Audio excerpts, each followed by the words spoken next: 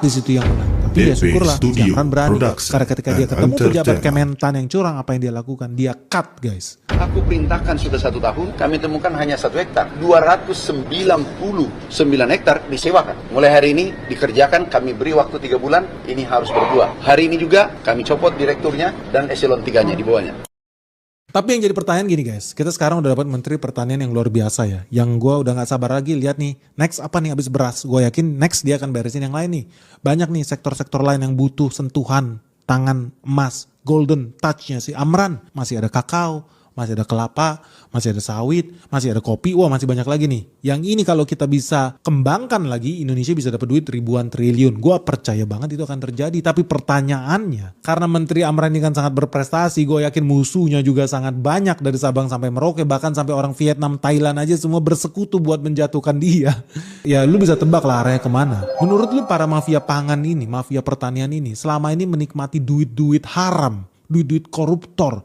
Menurut lu mereka bakal diam aja gak sih? Atau mereka bakal melakukan segala cara ya supaya Indonesia ini kembali kacau, kembali chaos, kembali jadi negara yang bodoh. Karena mafia pangan ini duitnya ribuan triliun loh guys. Mereka udah siap loh hancurin Indonesia kalau Indonesia stop impor beras Vietnam.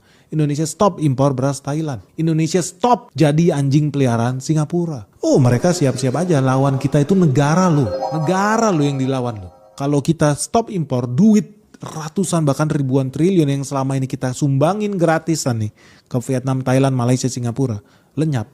Menurut lu negara bakal diem aja? Atau negara mereka bakal ngirim tim untuk bikin kekacauan di Indonesia? Lu masih inget gak ketika Indonesia dibombardir sama Malaysia? Masih inget gak? Marriott dibom, Bali dibom sama orang Malaysia, lu masih inget gak?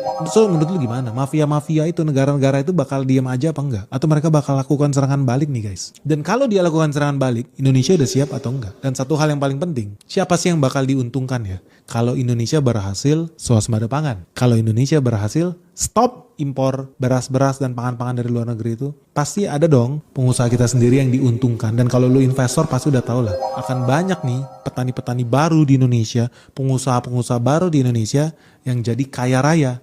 Ya inilah kaya sama-sama. Lu sendiri udah siap belum jadi tambah kaya dari sektor pertanian? Dan menurut kalian ya sektor apa yang akan makin diuntungkan kalau makin banyak menteri yang berani kayak si Amran ini untuk stop impor dari luar negeri? Kita harus mulai berpikir hilirisasi, kita harus berpikir start ekspor produk jadi atau produk setengah jadi dari Indonesia. Jangan lagi ekspor hasil sumber daya alam lah dalam bentuk raw material. Oke guys, ditunggu jawaban kalian seperti apa, pandangan kalian seperti apa, dan lu setuju gak sih kalau kita makin banyak ya menteri-menteri kayak Amran, kayak Purbaya ini? Atau biar aja lah Indonesia selalu